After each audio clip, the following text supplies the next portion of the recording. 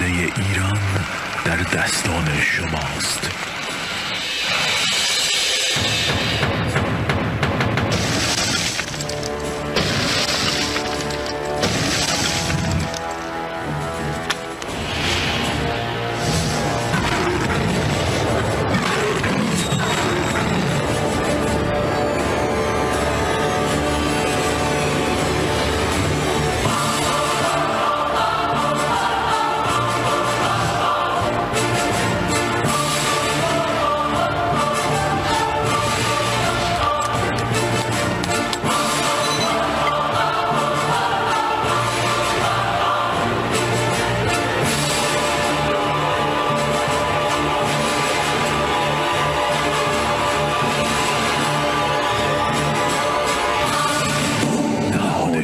مردمی.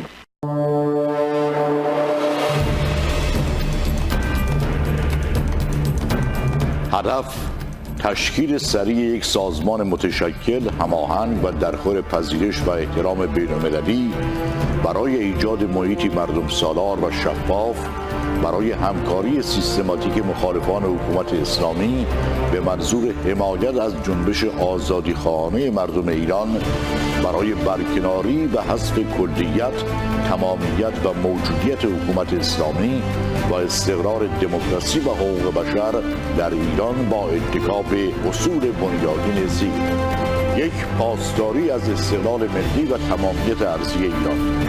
2، جدایی دین از حکومت. 3، پشتیبانی از منشور جهانی حقوق بشر. 4، برگزاری انتخابات آزاد برای تعیین نوع نظام آینده ایران در دوران پس از انحلال حکومت اسلامی. 5، مشارکت مستقیم ایرانیان مناطق مختلف ایران در امور اجتماعی، فرهنگی، سیاسی و اقتصادی محلی خود. درود به همراهان و شنوندگان و بینندگان گرامی که صدا و تصویر ما را از طریق رادیو نارمک و فیسبوک به طور زنده میشنوند و میبینند و البته 4 ساعت بعد نیز این برنامه را از طریق تلویزیون پارس تماشا خواهند کرد و همینطور این برنامه کمی بعدتر در شبکه‌های مجازی از قبیل تلگرام و فیسبوک قابل دسترس همه شما عزیزان خواهد بود و برای یکایک شما در گرداگرد گیتی آرزوی سلامتی و سرافرازی و موفقیت دارم. امروز شنبه 12 آذر ماه 98 برابر با 3 دسامبر 2019 دوباره به من پویا بهرامی فرصتی دست داده که از طریق سیمای نهاد مردمی میهمان منازل شما عزیزان باشم. مایلم در آغاز برنامه مراتب همدردی صمیمانه و قلبی خودم و همکارانم در نهاد مردمی و کنگره رهایی ایران با خانواده‌های جانباختگان و قربانیان خیزش اخیر مردم دلیر ایران را اعلام دارم. مطمئناً مشعلی را که این جاویدنامان با خون خود روشن نمودند تا به ثمر نشستن این انقلاب رهایی برافراشته و فروزان نگه خواهیم داشت. برنامه امروز به طور ویژه شامل 2 آیتم مهم که نخستین آن مصاحبه دکتر ایمان فروتن با شبکه i24 نیوز در مورد جنایات رخ داده در ایران توسط رژیم سرکوبگر جمهوری اسلامی و گزارش یکی از هموندان از درون مرز درباره وقایع اخیر و مشاهدات میدانی ایشان است که به خاطر حفظ امنیت ایشان ما از نام مستعار کیان استفاده کردیم و صدای ایشان را تغییر دادیم. این برنامه شامل آیتم‌های دیگر نیز است و امیدوارم که ما را تا انتهای برنامه دنبال نمایید. شما عزیزان را به دیدن این برنامه دعوت می‌کنم. You're watching Clear Cut. Welcome back. I'm Michelle McCory. Another top story we're following tonight is the growing death toll in the Iranian regime's brutal crackdown on its own people. The human rights group Amnesty International now says the Islamist regime has killed at least 208 Iranian protesters. The protests flared up on November 15th when the regime raised gasoline prices nationwide. Amnesty says the resulting crackdown on the protests is the worst violence Iran has seen since the Islamist revolution in 1979. But that is not all. Amnesty International also says that when regime forces return the bodies of killed protesters to their families, the soldiers and police are demanding that those families pay for the cost of the bullets used to kill their relatives. But Iran's foreign minister, Javad Zarif, is trying to change the focus to sanctions. Zarif had made no public statements in 3 days before the protests began in Iran. And while he's had nothing to say about the deaths of his own people by the government's hands, he did tweet this today about the U.S.-led sanctions, writing, Secretary Pompeo once again admits that U.S. economic terrorism on Iran is designed to starve and, in the case of medical supplies, kill our innocent citizens. But this brings us back to the question of the world's focus. The situation in Iran has been producing disturbing headlines for more than 3 weeks now. We have that newly updated death toll of 208 protesters killed, and it could be far worse for all we know. Iran's leaders have imposed internet blackouts and are desperately trying to contain and cover up the unrest and their response to it. Now, 10 days ago, when the death toll first hit 100, and we first heard reports of the regime's shoot to kill policy. That's right, shoot to kill against demonstrators. Well, we asked then, where is the international outrage and action in response to this? And that question remains. How is the world responding to these reports of protesters brutally attacked and killed? Reports that their families are told that if they want the bodies of their loved ones returned, they have to pay for the ammunition used to kill them. It's sickeningly absurd. Well, now the EU has issued some statements of concern and condemnation, but that's about it. And those statements ring rather hollow when at least 6 more European countries choose this time to bolster the regime by actively trying to help Tehran bypass the US sanctions. Just this Friday, Finland, Belgium, Denmark, Netherlands, Norway and Sweden joined Instex. That's the EU financial mechanism set up to facilitate trade with Iran despite US sanctions.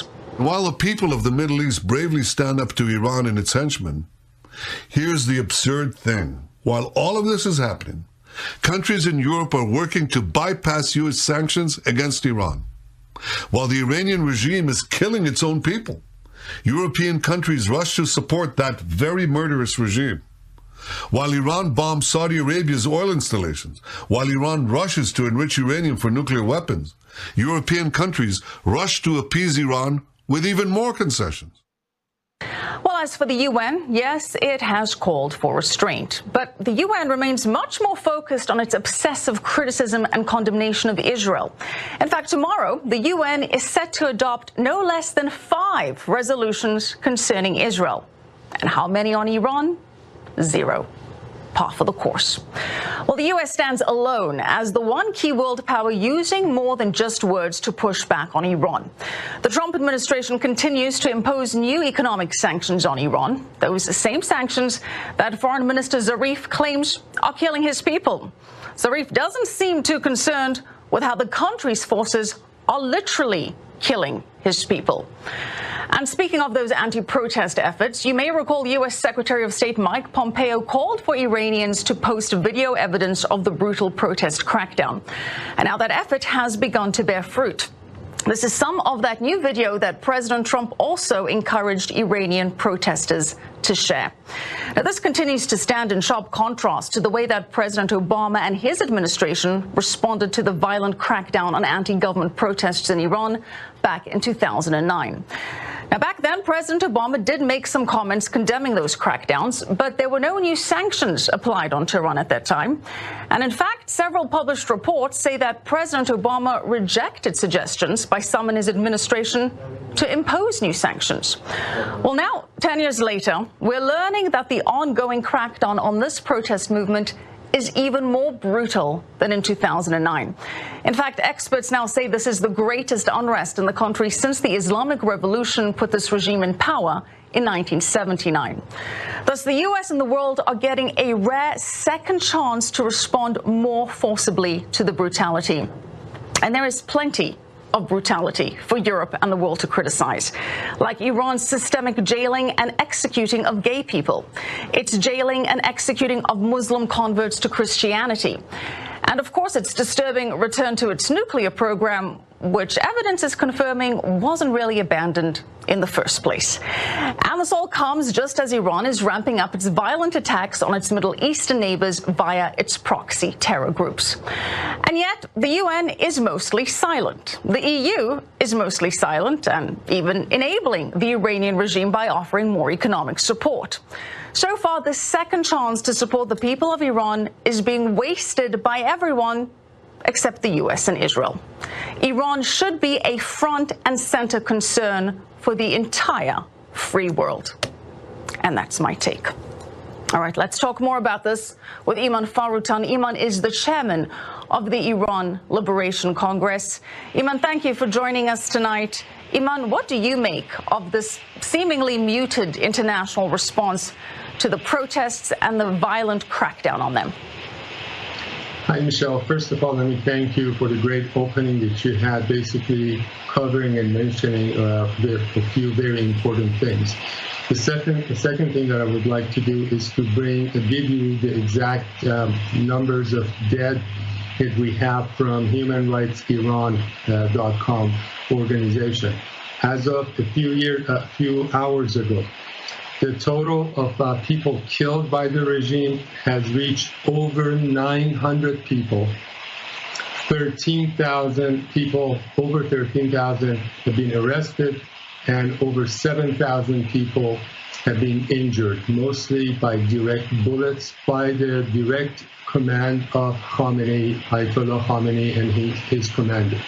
Iman, to be clear, your sources on the ground are giving a considerably higher death toll than what we're hearing from you human rights groups. You say 900 people have been killed. 900, and this is from the website humanrightsiniran.com. And I have the numbers of dead city by city, which I know we don't have time for, plus all the calls that we get from our people. I was on a call 20 minutes last night from someone who was in the middle of all these. The reason that the other international human rights organizations do not have the exact numbers is because of the government of Iran cut off internet for almost 2 weeks. All the VPNs, all the internets, all the satellite TVs that we broadcast to, they were scrambling those. So now that, as of yesterday, slowly the internet has opened, I promise you that these numbers are going to skyrocket. So, like you mentioned, they've been shooting at poor people that, these are the taxi drivers, these are the truck drivers, these are the people that the cost of gasoline going up directly impacts their livelihood for their family and themselves. As gas prices go up, so does just about every other prices. So these government people who've been ordered to kill people, they've been shooting with live bullets, with machine guns. Mahshar, you might have heard about this city in the southern part of Iran. People were basically only having a civil disobedience by sitting on the front floor of the streets, basically asking for, how we're going to live. The government comes with tanks, with troops. They start shooting people. Some of the people run through the marshes over there, and the government people actually start shooting with machine guns. We have videos that you probably cannot show on I-24. Body after body with bullets in their heads, in their backs. 2-year-olds, 4-year-olds, 8-year-olds, 7 years old. There is a genocide going on inside Iran. Okay. And not only that the world is not really listening and paying attention, and as you mentioned yesterday, 6 or 7 EU companies come and say, if Iran does this, then we're actually going to support this financially. That's absurd. That's against human rights. And this is the time that the people of the world need to rise. This is the country that... Yes, go ahead. Iman, the Iranian regime is saying that it is in fact the U.S. sanctions that are killing the people of Iran, that they wouldn't have had to raise gas prices and prompt this kind of response if it wasn't for the sanctions, that it's the sanctions that are causing this unrest. What do you say to that? I say to them that the U.S. sanctions have only been into effect at most for 24 months, between a year and 2 years. This government had failed its people for the last 40 years, 4 decades. last 40 years, every day you hear about billions of dollars, not millions, billions of dollars that have been stolen by the people in the regime, that they do not take care of their people. So the gas prices was, even though it probably was a result of Iran not being able to sell its gas, but it's only an excuse. If the people of Iran were satisfied with their government, just about in every aspect, this would not have happened. People are not at this point complaining about gas prices, so that was a trigger, but it's actually the situation of Iran, especially economically, of course. Iman, we appreciate the update. We will check in with you again very soon. Thank you so much, Iman Faroutan. Thank you so much for covering this story. All right. کیان جان درود. درود بر شما و درود بر همه مبارزان راه آزادی و درود بر همه جانباختگان راه آزادی که در روزهای اخیر با خون پاکشان این درخت رو آبیاری کردن. یک بار دیگه حکومت اسلامی دست به جنایت و کشتار زد و با یک قتل عام عمومی و کشتار عمومی سعی در سرکوب اعتراض به حق و اعتراض مدنی مردم داشت. سران سه قوه به جای که دنبال اختلاس ها باشن، اختلاس هایی که خانواده خودشون مرتکب شدن، برای کسری بودجه‌ای که باز خودشون باعث شدن کشور منزوی بشه و دچار این تحریم‌ها بشه و دچار کسری بودجه بشه، اون کسری بودجه رو از جیب مردم دزدی بکنن و یه دزدی علنی به جای که تکلیف میلیاردها اختلاس خودشون رو مشخص بکنن. مصرف روزانه بنزین 150 میلیون لیتری که 2000 تومن اضافه ترش کردن که میشه 210 میلیون در روز میخوان از جیب مردم بدزدن که کسی بودجهشون رو کارمندان کارمند مسالمت آمیز داخل خیابونه، کارمندای لشکری و کشوری دیگه نمیتونن به اون کارمند انگ اغتشاشگر رو نمیدونم از طرف بیگانه و این صحبت ها رو بزنن. رو این حساب اومدن گفتن از جیب کل مردم این پول رو میدزدیم و از قبل برنامه‌ریزی کردن در یک روز تعطیلی این اتفاق میفته. تمام سازمان‌های اطلاعاتیشون و کارشناساشون به این نتیجه رسیدن که میتونن اعتراضات رو خیلی به خصوص توی این چند سال با این تورم وحشتناک و اختناق و کشتار و سرکوب همه افسری رو معمون از معلم کارگر دگراندیش دانشجو بگیر تا فعالین محیط زیست رو در بیش. مردم دیگه فقیرن، مردم دیگه توی دست دارن ندارن. حکومت و سطح خوشبه و مسالمت آمیز از روز جمعه 24 آبان از همون ساعت اول تصمیم آروم خودشون مردم شروع کردن با تجمع کردن داخل خیابون‌ها به صورت آرام و مسالمت آمیز نشستن توی خیابون. از همون ساعت اول داخل 30 تا شهر مردم تجمع کردن که روز اول رسید به 50 تا شهر و در واقع شنبه 150 تا جالا فیلم میاد بیرون و میبینید همه که چطور خود یگانه ضد شورش و لباس شون به بانک ها و پمپ منهای میکنن. مردم جلوی گرفت تا 2 روز مردم سعی کردن جلوی تخریبی که خودشون میخوان به اموالمون رو بزنن رو بگیرن، اما مردم رو به گلوله بستن. مردم رو خیلی راحت به تیربار بستن، با دوشکا مردم رو زدن. از روز شنبه کشتارشون علنی شد، همه چیز رو قطع کردن و خیلی راحت دست به کشتار دادن. واقعا مردم عقب نشینی نکردن. این بار اگه کسی گوله میخورد، کسی زمین میافتاد، بغل‌دستیش فرار نمیکرد، بغل‌دستیش سنگ خطی که دم دستش بود به سمت اون شلیک کننده حمله میکرد. بیش از 70-80 تا پاسکار نظامی که به خود مردم شلیک میکردن، مردم دور مردم بابت جانب تبدیل دفاع محله‌ای، کسی که گوله خورد راحت تو خیابون، مردم عادی که همه مردم عادی هستند داره زندگیشون روی حواس راحت به گلوله بسته شدن و مردممون شجاعانه ایستادگی کردن در سراسر کشور. به گستردگی پهنای ایران شاهد اعتراضات شجاعانه شبانه روز مردم بودیم. متاسفانه از روز یک شنبه به صورت کامل به خشونت کشیده شد تا روز سه شنبه چهارشنبه خیلی مقاومت شد از طرف مردم. الو کیان، دفعه قبل که صحبت میکردیم قبل از این قطع بشه مثل این که میگفتی که مردم هم خیلی از اون طرف زدن و کلی سلاحهای اون پاسدارا و بسیجینا رو گرفتن. درست گفتم؟ شنیدم؟ کاملا درسته. از روز شنبه و یک شنبه مردم تیر مستقیم میخوردن با دوشکا و تیربار و یه سری اکیپای لباس شخصی که میگفتن منصوب به پاسداران داخل جمعیت به خصوص محله شلیک میکردن، به بچه‌ها شلیک نزدیک میکردن. اما از روز سه‌شنبه به بعد دیگه مردم ایستادگی کردن، خیلی از سلاح به دست مردم افتاد و تلفات دو طرفه شد تا پنجشنبه که تا روز جمعه که در واقع حکومت نظامی کامل تو اکثر شهرها برقرار شد.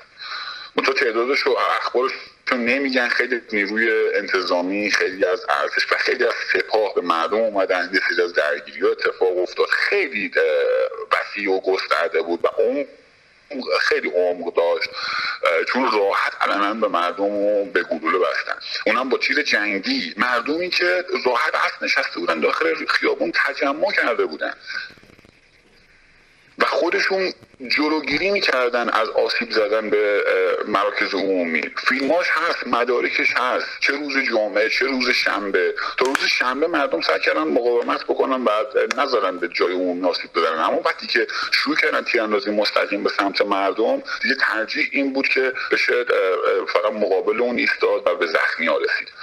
این بود که از روز سه‌شنبه وقتی که خیلی سلاح به دست مردم افتاد، حالا این میتونه هم خوب باشه هم بد باشه که البته به نظر من این اصلا خوب نیست، اما خیلی خیلی خیلی سلاح به دست مردم افتاد. چون این بار مثل سری پیش نبود کسی که اما موقع اون شخص تیرانداز رو دنبال میکردن و سلاحشون میگرفتن. خیلی جا خرج سلاح شد. از روز سه‌شنبه چهارشنبه تبدیل به جنگ شده بود توی خیلی از شهرها، خیلی از خیابون‌ها، خیلی از شهرها در دست مردم بود، خیلی از شهرها نصف شده بود، نسبی جایی که اماکن مهم داره در واقع حکومت نظامی بود. خیلی جاده‌ها کاملا بسته شده بود، تمام امور مرورها قطع بود. روز شنبه کل شهرهای ایران ترافیک کامل بود، حتی در تهران فقط مترو کار میکرد، همه چیز قفل بود. یعنی وقتی دیدن واقعا تجمع مسالمت آمیز و آرامه، مردم به صورت مدنی دارن اعتراض میکنن و خواست اینا نبود، چون برنامه‌ریزی کرده بودن که بخوان همه رو سرکوبگر نشون بدن و بهانه برای سرکوب داشته باشن و جواب نداده و مردم مانع شدن از تخریب اموال عمومی و بانک و پمپ بنزین. چون تو فیلماش هست میاد میبینیم خود گاردیا دارن آتش میزنن، یا گاردی کنار پمپ بنزین واسطه یه عده ماکسده میان آتش میزنن، مردم حالا این برن با فاصله خیلی زیاد کنار گاردی آتش میزنه میره، گاردی باش کار نداره. وقتی که آتش میزنه میره، گاردیا به مردم حمله میکنه. بعد اما روز سوم چهارم که دیگه تبدیل به منطقه جنگی شد، دیگه همه چیز از کنترل خارج شده بود. خیلی مردم میدونستن دیگه منطقه جنگی کنارش داره گوله میفته، دیگه فروشگاه‌ها متاسفانه غارت شد. مردم گرسنن به تب، یه سری از فروشگاه‌ها خودشون حتی مواد غذایشون رو در اختیار مردم گذاشتن قبل اینکه اتفاق خاصی بیفته. اما با این عنوان که حالا این فروشگاه مال ارگان خاصیه، این اتفاق افتاد. اما دیگه شرایط جنگی بود، شرایط کاملا جنگی بود و اما زخمی خیلی زیاده، تلفات از هر دو طرف بود. هفته دوم کاملا حکومت نظامی بود. باز یه سری شهرها رو خونین محله به محله، چون از روز شنبه و یک شنبه داخل میادین اصلی خیابون‌های اصلی سعی کردن کنترل رو به دست بگیرن، کار به محله‌های مختلف کشیده شد. اما آخر هفته واقعا محله‌ها هم باز به خاک و خون کشیدن، اما مردم ایستادگی کردن، مردم شجاعت به خرج دادن و با تمام توان هوشمندان خودشون سازماندهی و برنامه‌ریزی کردن. و اون سه شب اولی که مردم داخل خیابون موندن، سه شبانه روز توی سرما، زیر برف، زیر بارون، تو شهرهای مختلف، خیلی از مردمان دیگرمون کمک رسانی کردن، خوراک رسوندن و واقعا یک همدلی بود که جای خیلی خوشحالی داره. به عنوان یک سرباز افتخار میکنم و همیشه این مد نظرمون بوده، بی خود نیست که میگیم مرگه مردم سرزمینمون هستیم، خاک پاک مردم سرزمینمون هستیم از هر چهار گوشه کشورمون، شمال، جنوب، شرق، غرب، به خاطر اینکه شجاعانه همدل کنار هم همسنگر شدن، ایستادگی کردن، جانفشانی کردن، جان نثاری کردن و این راه رو ادامه دادن و این راه ادامه خواهد داشت. حق گرفتن یه حقمون رو میخوایم، کشورمون رو میخوایم، زمین رو میخوام که اشغال کردن، حقمون رو میخوام. دارن روزانه دیگه جیب خودمون دارن میدزدن، دیگه دارن زندگی همه رو هواست. دیگه این چیزی نبود که بخواد یک سازمان خاص از خارج از کشور گفته باشه. تمام ارگانا قطع بودن، به هیچ سازمان و گروه و دسته وابستگی نداریم که اگه وابستگی داشتیم تا حالا تمام بود. تا حالا توپ‌های خودمون بودیم، مردم سرزمینمون، جوانای همین سرزمینیم. مبارزمون هم مبارزات مدنیه، مبارزات بدون از خشونته، چون به یک ایران آزاد و آباد میخوایم بریم. ما به آشتی ملی فکر میکردیم، اما با کشتاری که حکومت این بار از خودش نشون داد متاسفانه فکر نمیکنم به اون سمت آشتی ملی. با هیچ نیروی نظامی مشکل نداریم، میدونیم بدنه همه ارگان ها، همه نیروهای نظامی، انتظامی، حتی سپاه، حتی ارتش با مردمن. اما این گروه های سرکوبگری که سرکوب کرده، سرکوب خصمانه و خشمانه و با کینه این بار انجام دادن، این از دل مردم بیرون نمیاد. مردم ایستادن، خلع سلاحشون کردن. میگفتی که از سپاه و بسیج و سرکوبگرم کلی ارتشینا به مردم پیوستن. از روز در واقع روز شنبه که تیراندازی مستقیم کردن، روز جمعه هم تیراندازی شد، منتها تعداد کشتار خیلی کم بود چون تجمع آروم بود، مردم سعی می‌کردن جو آروم نگه دارن. شنبه دیگه مستقیما مردم رو به تیر و گلوله بستن تمام شهرها.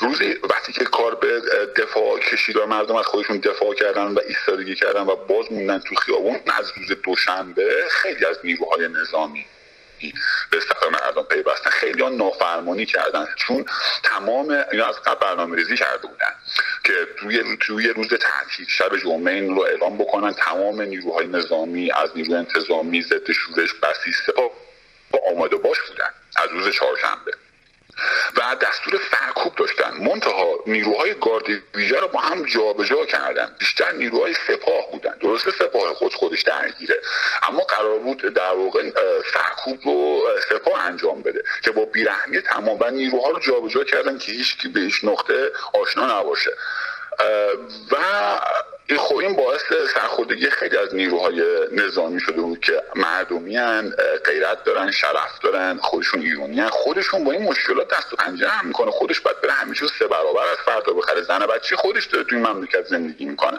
خب اونا خیلیشون ایستادن، خیلیشون نافرمانی کردن، دستور سرکوب اجرا نکردن، خیلیشون در واقع اعتراض کردن به اتفاقی که افتاده و تو خیلی جاها خیلیشون به مردم پیوستن.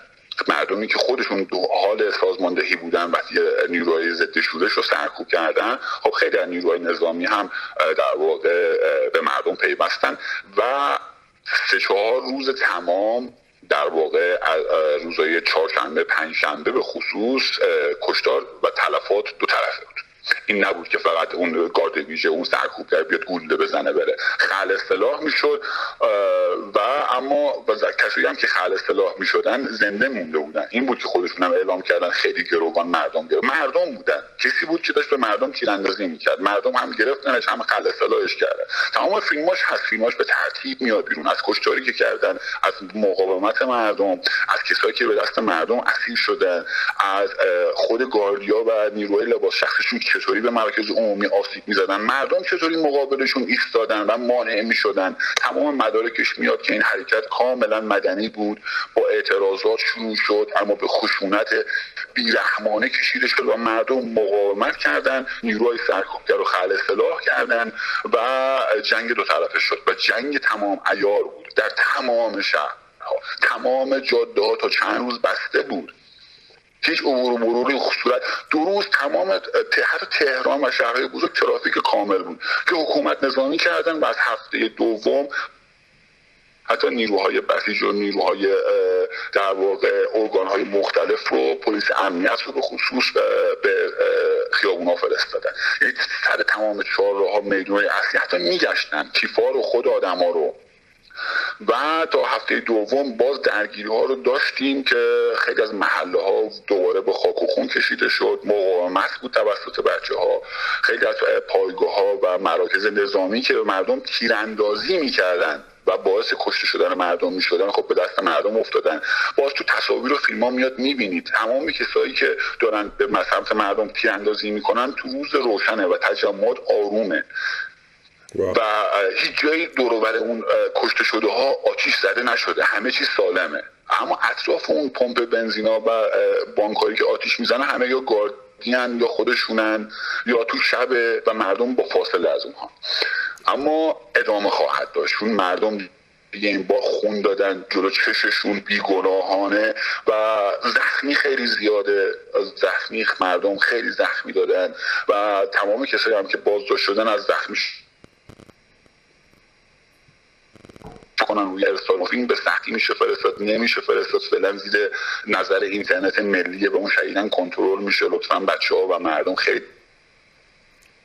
اما همه رو فایل بندی بکنن، همه رو هر چیزی که میتونن ذخیره بکنن، مدارک خیلی خیلی مهمیه که به زودی زود تو همین روزها آشکار خواهد شد که چه جنایتی مرتکب شدن و مردم چطور شجاعانه ایستادگی کردن و این ایستادگی ادامه خواهد داشت. چیزی نیست که فراموش بشه. گرون شدن بنزین یعنی گرون شدن همه چیز. این چیزیه که هر روز و شب، صبح و شب با ذهن و فکر مردم سر کار داره و گوشه کنار با وجود سرکوب باز شاهد اعتراضات مدنی خواهیم. کیان الان اینترنت ها VPN ها باز شده یا نه؟ ببین VPN ها تقریبا باز میشه، یه سریاشون. اینترنت خونگی ها تقریبا بس شده، موبایل ها یه سری شهرها بس شده اما سرعت پایینه، زیر نظر فعلا اینترنت ملیه، هنوز اونجوری که باید نیست. یه سری شهرهای جنوبی کاملا قطعه. بعد استان فارس با مشکل مواجه، اصفهان همینطور. بعد استانا که خب بچه‌ها خیلی مردم خیلی مقاومت زیادی داشتن و شهر تو کنترل مردم بود، فعلا اون جو حکومت نظامی رو داره. اما اینترنت ها به شدت در واقع چیزایی که ارسال میشه به خصوص توی این چند روز گذشته به شدت کنترل میشه. دستگیری‌ها که خودشون هم اعلام کردن از شهرهای مختلف سر همین ارسال فیلم‌های مختلف توسط مردم که تونستن کنترل بکنن. به این خاطر عرض کردم که باید دقت بیشتری رو مردم و مبارزان داخل کشور داشته باشن، کاملا حفظ بشه و هر رسانه‌ای بشه. ببین الان دیگه تو این یه دقیقه آخر پیام مستقیم تو به همرزمان درون مرزت، درون کشور عزیزمون و به برون مرز پیامتو بده. در واقع تمام میهنان درون مرزمون یک پیام خودشون به شخص هر کدوم تو هر شرایط تو هر جا تو این نقطه خاکی که بودن تو کشور عزیزمون ایران به تمام جهانیان رسوندن. ایستادگی، مقاومت و جوانمردی. و اما این قیاممون ادامه داره. لطفاً مراقب لیدرها و سرگروه‌ها باشید، به خصوص تو محله‌ها شروع کردن به شناسایی افراد، اما این شناسایی دو طرفه شده. دست بهش اقدام خشونت آمیزی نزنید. همینطوری که راهمون هست اعتصابات و اعتراضات مدنی به صورت سراسری خواهد بود. باز هم اعلام میکنیم که مبارزات ما حق طلبانه است، به هیچ گروه و حزبی وابستگی نداریم. خودمون خیلی از بچه‌های ما بچه مسجدی هستن، اگه خواستین هر بحث و مناظری هم تو زمینه‌های مذهبی داشته باشید داریم، پس وابسته به هیچ چیزی نیستیم. تمام آموزشامون هم تو همین مدرسه و راجع یاد گرفتیم. پس به ما هیچ انگی نمیتونیم بزنیم. بچه‌های همین مردم، اون کسایی هم که دستگیر شدن و زخمی شدن و کشته شدن همه مردم عادی بودن، همه کسایی بودن که حقشون رو می‌خواستن. و سازمان‌های خارج از کشور با وجود قطعی اینترنت متوجه شدن که باز حرکت به چه صورتی خواهد بود و باز اون خلأ چقدر جایش خالیه و اون چیزهایی که در واقع 2 سال پیش ما یک بار عنوان کردیم که چه کار باید کرد و الان هم با همون حرف هستیم. حالا این مسائل و راهی که باید بریم که به اصطلاح بهش میگن نقشه راه، خیلی سعی میکنیم از این به بعد با همدلی و همصحبتی و همفکری بیشتر انجامش بدیم تا به یک با ایران آزاد برسیم با کمترین هزینه. مبارزات مدنی و بدور از خشونت، به هیچ جا مردم آسیب ندادن. مردم از خود به زودی تمام باز فیلماش اومده بیرون و باز میاد بیرون و رسوایی به سران و مسئولین کشور خواهد.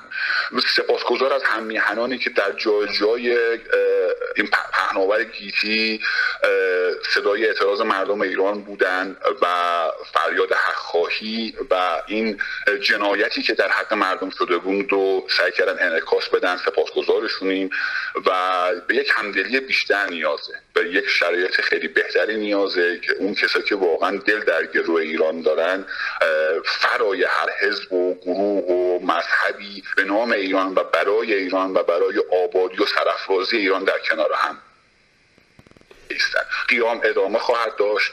اعتصابات و اعتراضات صنفی مدنی به صورت گسترده از این به بعد جا درست آروم میشه، افت و خیز داره، اما تا آزادی ادامه خواهد داشت. از پای هرگز نخواهیم نشست و هیچگاه نخواهیم گذاشت خون کسانی که بیگناه ریخته شده پایمال بشه. راهشان ادامه خواهد داشت. دوباره میسازیمت وطن، دوباره میسازیمت وطن، اگرچه با خشت جان خیش ستون به سقف تو میزنیم، اگرچه با استخوان خیش. پاینده ایران. کیان عزیز، از دور روی ماهتون میبوسم. به بچه‌ها سلام برسون، تسلیت به تمام شهیدان راه آزادی. ولی همونجوری گفتی آزادی نزدیک است، پیروزی نزدیک است. ما هم کاری که از دستمون برمیاد بر اساس اون چیزایی که شما گفتید سعی میکنیم انجام بدیم. فعلا خدا نگهدار، منتظر تماس بعدی هستم. بدرود. بدرود.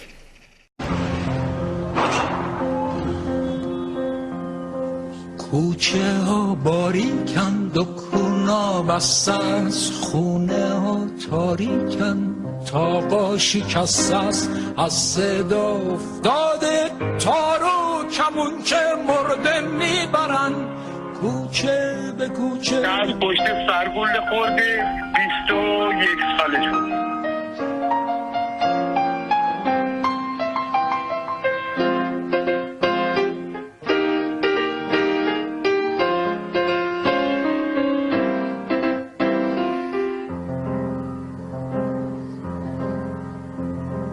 نگاه کن مرده ها به مرده نمیرن، حتی به شمع جون سپرده نمیرن. شکل فانوسین که اگه خاموشه واسه نف نیست هنو یه عالم نف توشه.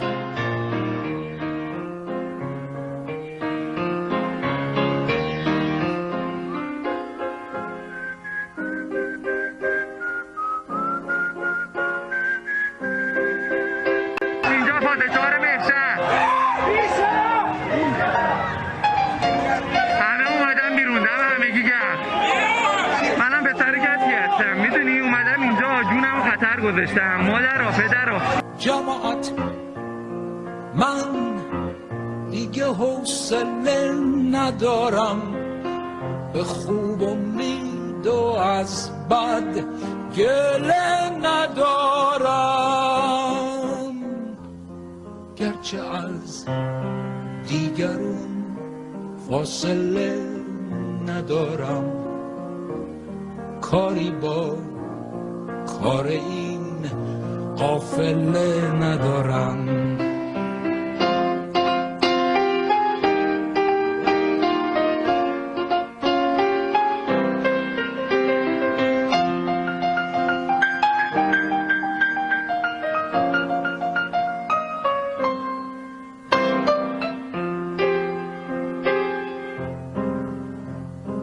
کوچه ها باریکند و کونا مساز،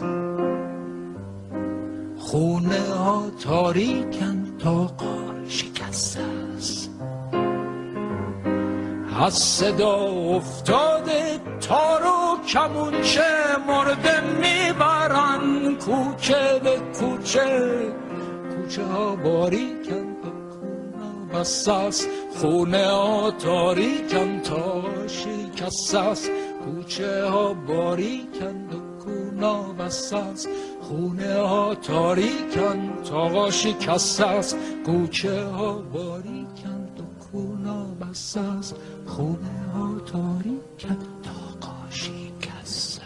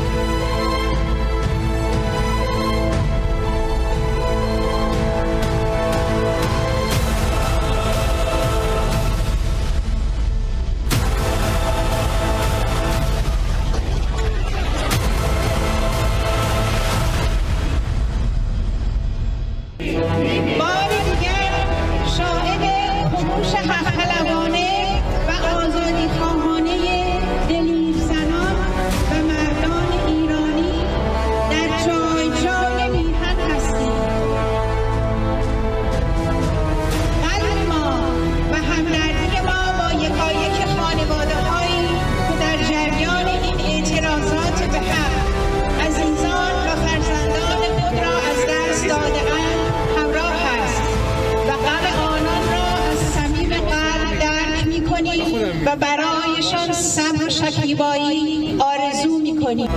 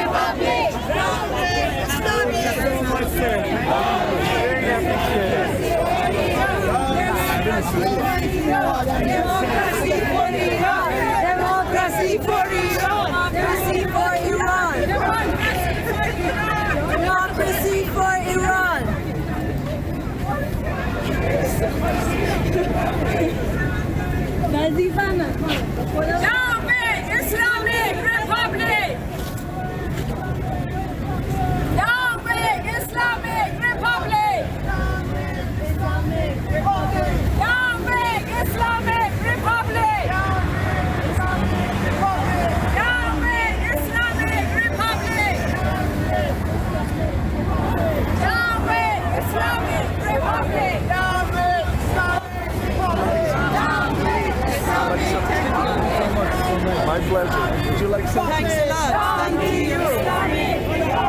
Democracy for Iran! Democracy for Iran! Democracy for Iran! Democracy for Iran! Democracy for Iran! Democracy for Iran! Democracy for Iran! Democracy for Iran! Democracy for Iran! Democracy for Iran! Democracy for Iran! Democracy for Iran! Democracy for Iran! Democracy for Iran! Democracy for Iran! Islamic Republic! Islamic Republic! Islamic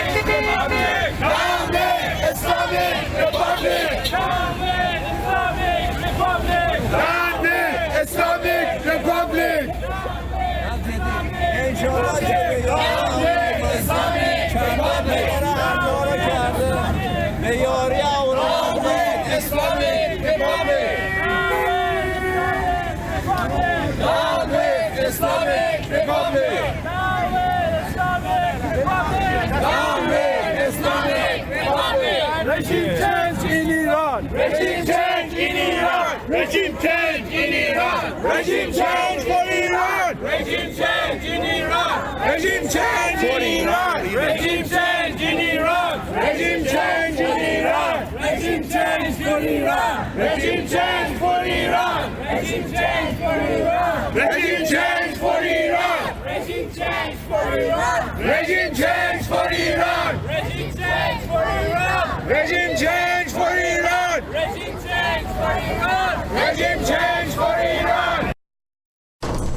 قابل توجه سازمان‌ها، احزاب و تشکل‌های سیاسی مخالف جمهوری اسلامی حاکم بر ایران در راستای سرنگونی رژیم اشغالگر جمهوری اسلامی در ایران و حاکمیت نظام سیاسی بر اساس خواست ملت که شکل آن با رأی اکثریت مردم تعیین خواهد گردید، هما از کلیه تشکل‌های سیاسی که در پی حذف کلیت نظام جمهوری اسلامی میباشند و به یکپارچگی و حفظ تمامیت ارضی ایران، پرچم سرنگ مزین به شیر خورشید، تعیین نظام سیاسی آینده با رأی اکثریت مردم و برقراری دموکراسی بر اساس منشور حقوق بشر سازمان ملل متحد باورمند و پایبند می باشند، دعوت می نماید تا برای همبستگی و تقویت جبهه مبارزه با نظام حاکم بر ایران با حفظ استقلال سازمانی خود به هما بپیوندند.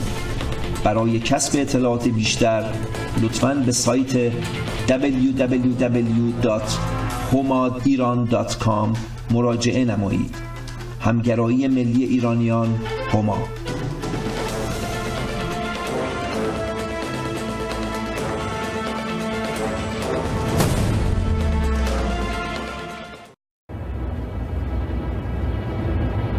میسوزد ایران آزادی